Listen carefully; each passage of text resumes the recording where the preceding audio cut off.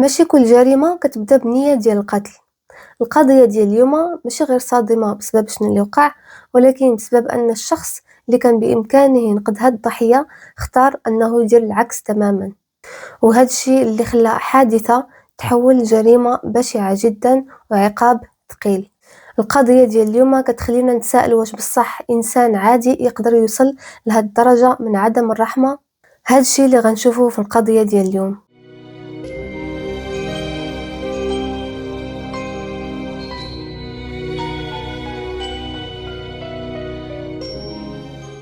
السلام عليكم ومرحبا بكم معايا اليوم في قضية جديدة في القناة.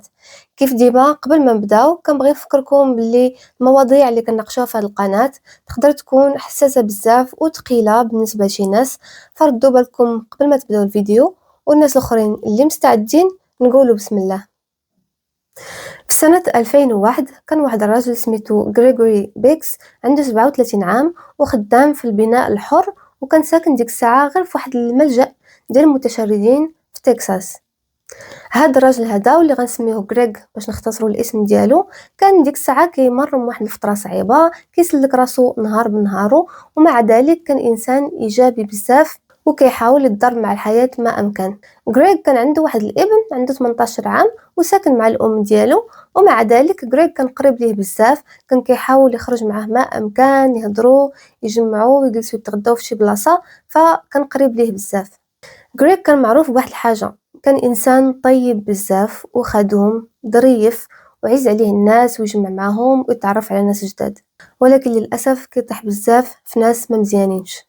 كان من داك النوع ديال الناس اللي كيتمسكوا باي علاقه جديده دخلت لحياتهم، سواء كانت علاقه حب او علاقه صداقه، لواحد درجه كبيره بزاف، لدرجه انه كيعطي بزاف في ديك العلاقه اكثر من الطاقه ديالو، لدرجه للاسف ان بزاف د الناس كيستغلوا هاد اللطافه ديالو وهاد الطيبوبه ديالو. جات واحد الوقيته وغادي يدخل في حياته مراه جديده، دخل معاها في علاقه، تعرف عليها، هي عجبها هو عجباتو، وبداو علاقه مع بعضياتهم وهو تمسك بها بزاف. هاد المراه هادي كان عندها مشاكل ماديه، او على الاقل داكشي اللي كانت كتقول لكريك بلي عندها مشاكل ماديه، فهو اكيد من غير تردد بحكم الطيبوبه ديالو بحكم انه كيعتبر راسو في علاقه معها، يعني هاد شي حاجه عاديه يساعدها ماديا، فبدا كيساعدها ماديا، مره كيعطيها فلوس، مره كيعطيها لاكارت تخلص بها داكشي اللي عليها، كيعطيها شويه بشويه حتى ولا كيعطيها فوق الطاقه ديالو، وما بقاش قادر لا يخلص الدار ديالو لا يخلص السياره ديالو. وفي الاخير وباختصار غادي يخسر السياره ديالو، وغادي يخسر الدار ديالو، وغادي تقلب حياته راسا على عقب. والمراه اللي كان معاها في علاقه مشات وغبرات وما بقاتش في الحياه ديالو. ومن بعد هادشي كامل غريك غادي يبقى شخص متفائل وايجابي بزاف، فما غاديش يفقد الامل في راسو، وغادي يقول انا مالي بصحتي، غادي نوض وغادي نخدم على راسي شويه بشويه، غادي نشوف خدمه جديده، خدمه مزيانه، ندير شحال من خدمه في نفس الوقت باش نوقف على رجليا ونرجع مازال نشري طوموبيل وندفع في دار وكلشي غادي يكون هو هذا. ولكن غريك تحيدات ليه هذه الفرصه هذه، الفرصه ديال انه يبني حياته من جديد ويوقف على رجليه وياخد كاع داكشي اللي كان مشى ليه. نهار 27 اكتوبر 2001 جوج ديال الرجال غادي يعيطوا على الشرطه في ديك المنطقه اللي سميتها فورت وورث في تكساس، وغادي يقولوا باللي شافوا واحد المنظر مشبوه في واحد البارك. هذا البارك هذا كان كبير بزاف وكان فيه ممرات وفيه اماكن ديال الالعاب وكل شيء، يعني بارك زوين بالنهار، ولكن بالليل كان معروف انه مشبوه وكيكونوا فيه شي ناس مشبوهين. مشى واحد المحقق لهاد البارك هذا، البلاصه اللي قالوا ليه دوك جوج ديال الرجال، وغادي يلقى واحد الجسم كيبان ليهم ملفوف بحال فواحد الزربيه ولا فواحد الكاشه غليظه. ملي قرب مزيان لقى بلي انها جثه رجل، ولكن الاصابات اللي كانت فيه كانت صادمه بزاف.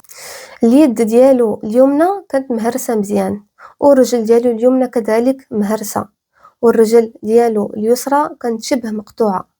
ولكن الغريب في هذا الشيء انه رغم هذه الاصابات هذه الكبيره بزاف ما كانش بزاف ديال الدم حدا الجثه ولا على الجثه ولا في داك المكان اللي محطوطه فيه الجثه. وهذا الشيء كيعني حاجه واحده، هو ان الجثه ما تقتلتش في ديك البلاصه او لا ما وقعش لها حادث في ديك البلاصه بالضبط، ولكن في بلاصه اخرى، وبلي الجثه تهزات وتلاحت في البارك. ومن بعد تاكدوا بلي الجثه اللي لقاو هي الجثه ديال غريغ بيكس.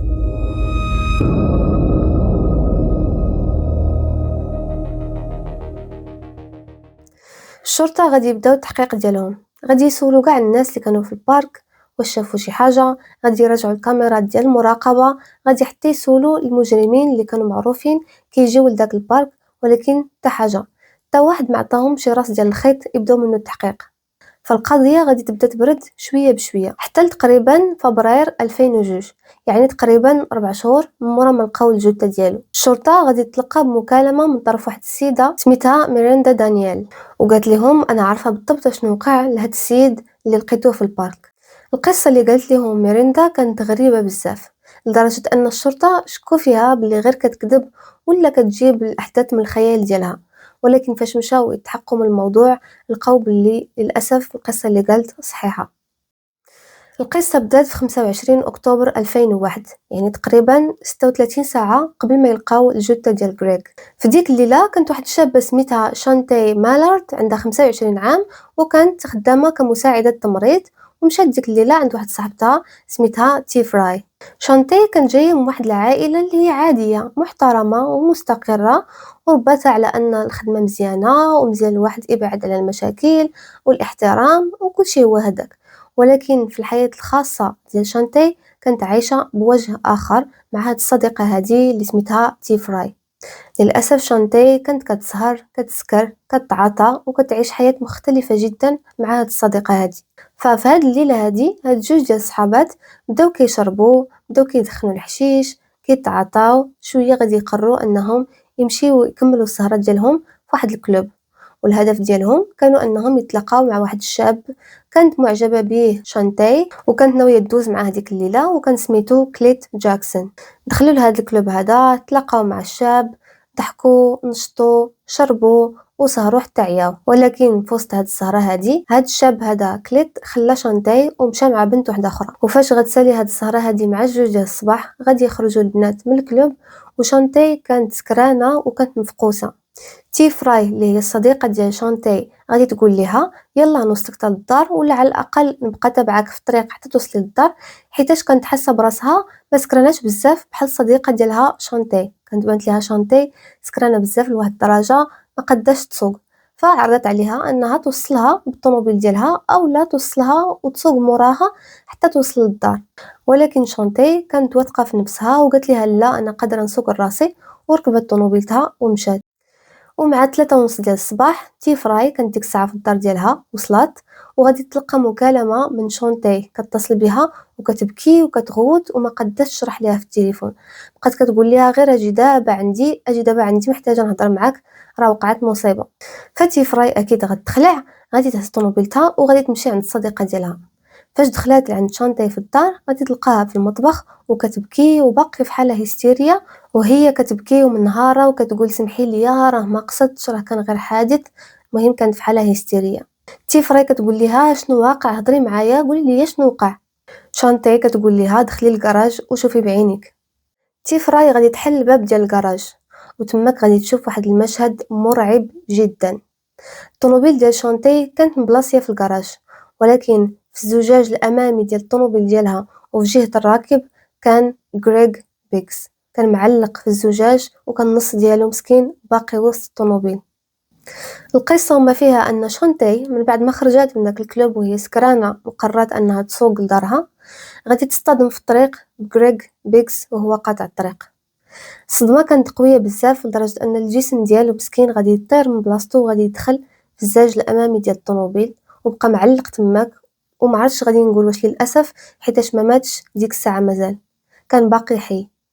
كان باقي حي حيتاش كان واعي وكان كيحاول يجبد في الباب رغم الصعوبه والالم الشديد اللي كان فيه، وكان مسكين كيبصق الدم وكان كيترجى المساعده. فكان واضح انه باقي حي ومعلق وسط الطوموبيل. الصدمه في هادشي كلشي ماشي هادشي اللي وقع لحد الساعه، الصدمه هو اشنو غادي دير شونتي من بعد هادشي.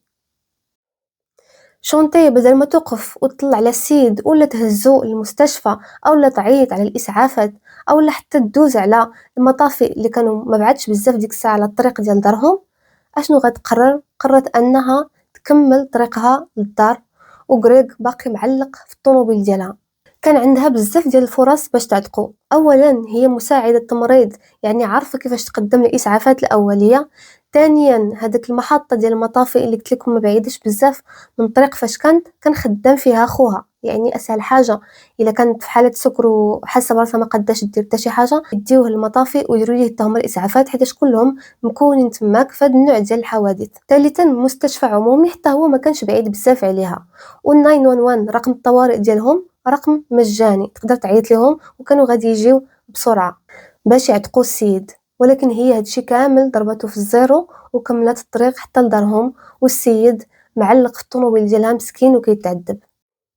دخلات في الطوموبيله ديالها للكراج، خرجت من الطوموبيل قالت ليه غير سمح ليا، طفات الضو، سدات الباب وخلات السيد في الظلام بوحدو وكيحتضر. ما عرفتش كيفاش وصلت بها لهاد الدرجه من عدم الرحمه.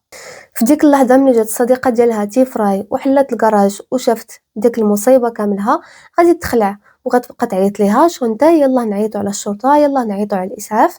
هي تقول لها شونتاي لا، ما عطاتها حتى شي سبب منطقي علاش تقول لا.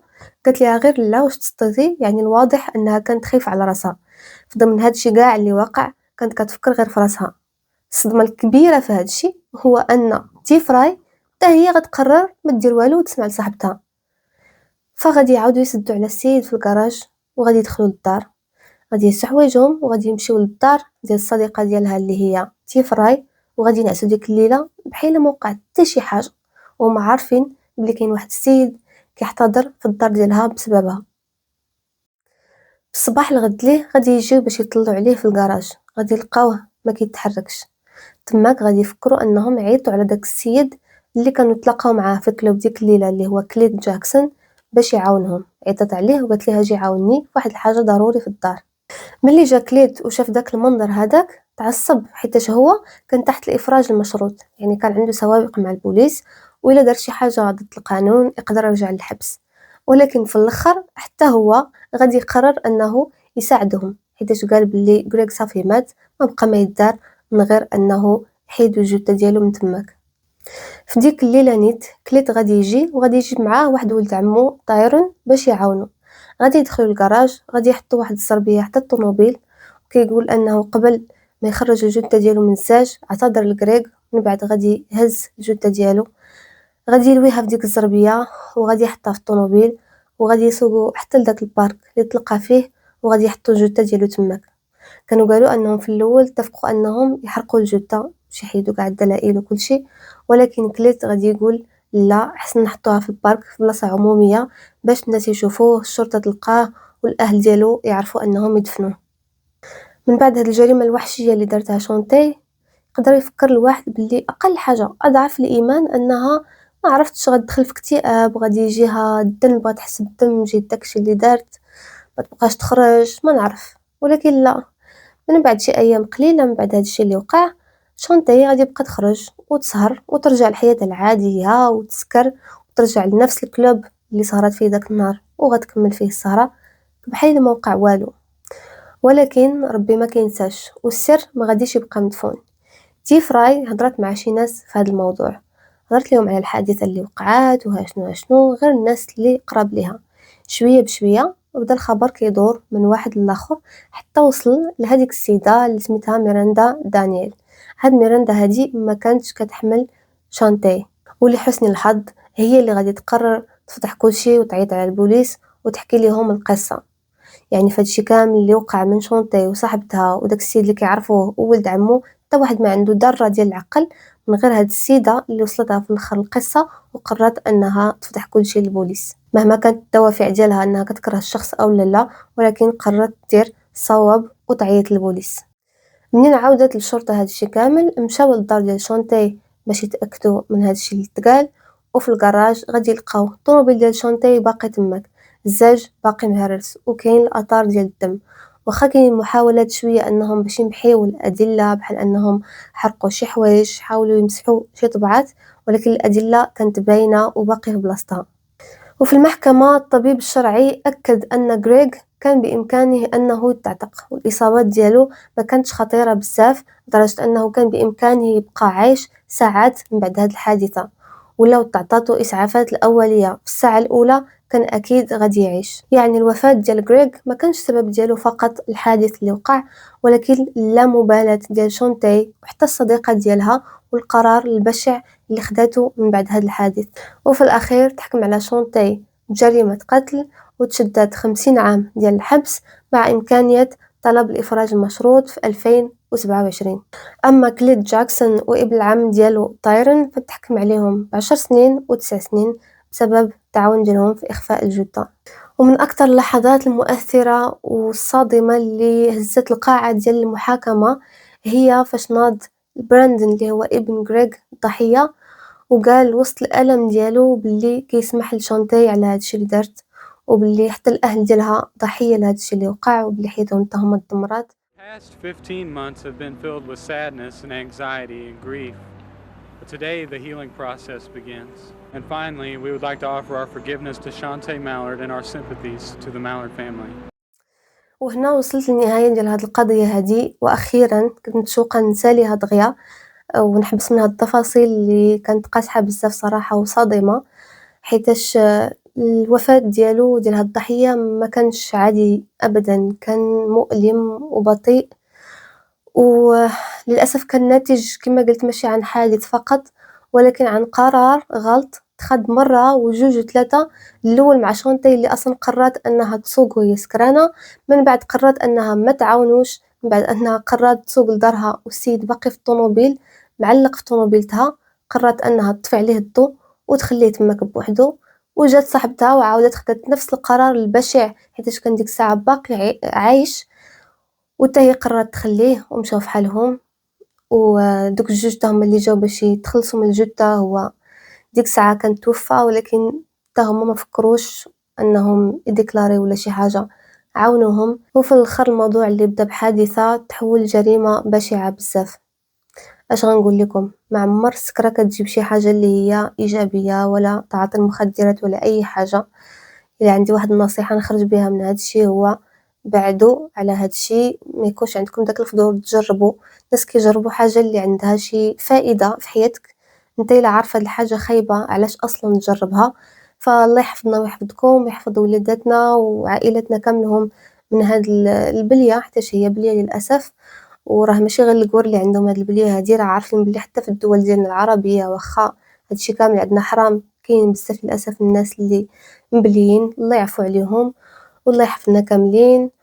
وهذا ما كان. شكرا بزاف اللي تبعتوني حتى لهاد اللقطة هادي، ما تنساوش تخليو ليا جيم وتشاركوا في القناة. الا هاد الفيديو كان ثقيل عليكم بزاف سيروا تفرجوا في شي فيديو كيضحك ولا شي فيديو ديال المشيشات اللي نسيوكم شويه هادشي هذا. وهذا ما كان، تهلاو ليا فراسكم بزاف بزاف، الله يحفظكم الله يعاونكم، السلام عليكم.